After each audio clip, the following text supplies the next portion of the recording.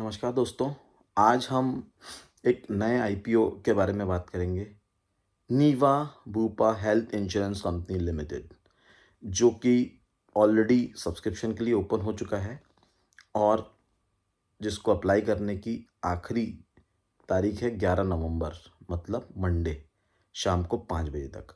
तो आज हम इसके बारे में बात करेंगे कि इसके वैल्यूएशंस कैसे हैं और बाकी इसके परफॉर्मेंस कैसे हैं। तो जैसे कि मैंने बताया 11 तारीख को बंद हो रहा है। ये टोटल 2200 करोड़ रुपए का आईपीओ है, जिसमें 800 करोड़ रुपए का फ्रेश इशू है और 1400 करोड़ रुपए का ऑफर फॉर सेल है। ठीक है। उसके बाद इसका जो प्राइस बैंड है, कंपनी ने इसका रखा है 70 रुपीज़ टू 74 रुपीज़ पर शेयर, और मिनिमम लॉट जो रिटेलर्स के लिए है वो 200 शेयर्स का है। तो इस हिसाब से मिनिमम लॉट की प्राइस अपर बैंड पे बनती है 14,800 रुपये। ठीक है।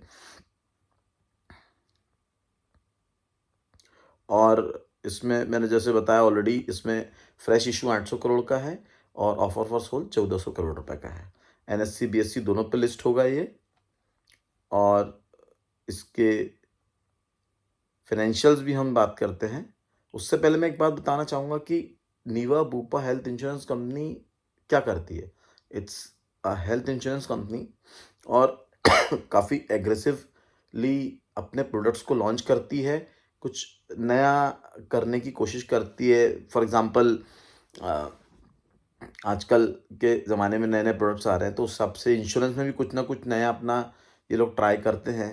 लाइक, अगर आपने एक साल में कोई क्लेम नहीं किया तो नेक्स्ट ईयर आपको वो किसी न किसी रूप में कवर एक बोनस के तौर पर बढ़ा देते हैं।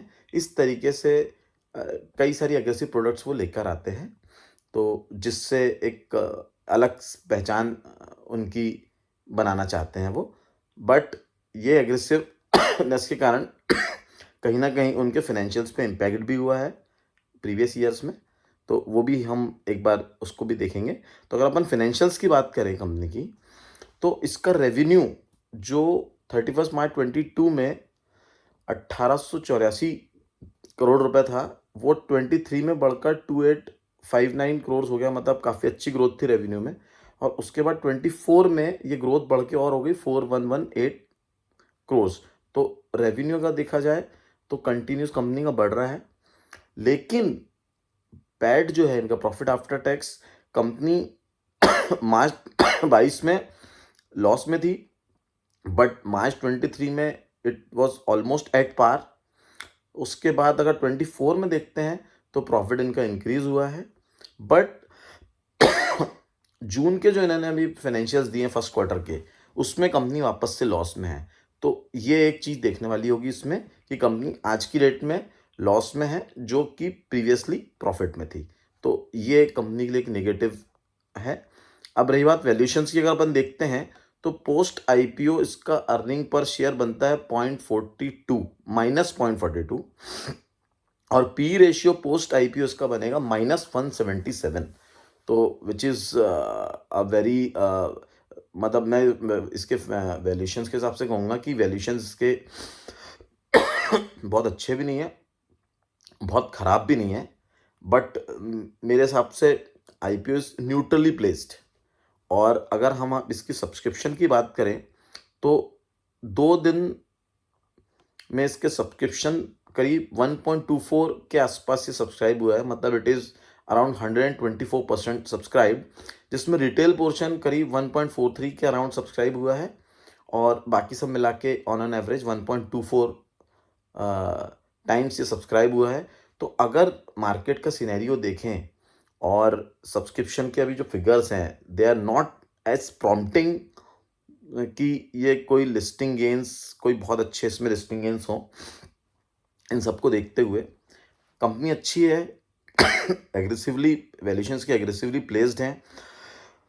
हाँ, लेकिन एक बात अच्छी है, कंपनी ने भी बीच में जो इंटरनली जो शेयर इशू किए थे, वो भी कुछ 67 टू 85 के बीच में किए थे, और अभी जो प्राइसिंग है 74 की, वो भी लगभग उसी के बीच में कहीं है। तो इससे एक चीज़ समझ में आती है कि कंपनी के वैल्यूएशन जो प्री आईपीओ में जो उन्होंने इंटरनली शेयर्स इशू किए थे, लगभग उसी के आसपास है, तो that is a positive point. But अगर ओवरऑल बात करें तो मेरा ये मानना है कि मार्केट सिनेरियोज़ को देखते हुए, सब्सक्रिप्शन के फिगर्स को अभी तक देखते हुए, जो लोग शॉर्ट टर्म सिर्फ लिस्टिंग गेन्स के लिए आईपीओ लगाते हैं, उनके लिए मैं इस आईपीओ को थम्स डाउन दूंगा। लेकिन जो लोग medium to long term IPO लगाना चाहते हैं, कुछ ऐसी यूनिक कंपनी में लगाना चाहते हैं, तो ये आईपीओ लॉन्ग टर्म और मीडियम टर्म के लिए बिल्कुल लगाया जा सकता है। और रही बात इसके valuations as compared to other health insurance companies, तो ये थोड़ा एग्रेसिव है, थोड़ा महंगा है उस हिसाब से। But medium to long term में इसके वैल्यूशन कहीं ना कहीं अच्छे होते मुझे दिखते हैं। तो अगर शॉर्ट टर्म इन्वेस्टर हैं, लिस्टिंग गेन्स के लिए से पैसा लगाना चाहते हैं, तो इस आईपीओ को बिल्कुल अवॉइड कर सकते हैं। लेकिन medium term to long term अगर आपका व्यू और अच्छी कंपनी आप अपने पोर्टफोलियो में रखना चाहते हैं, तो you can go for this. So thank you so much for watching my videos. Thank you so much.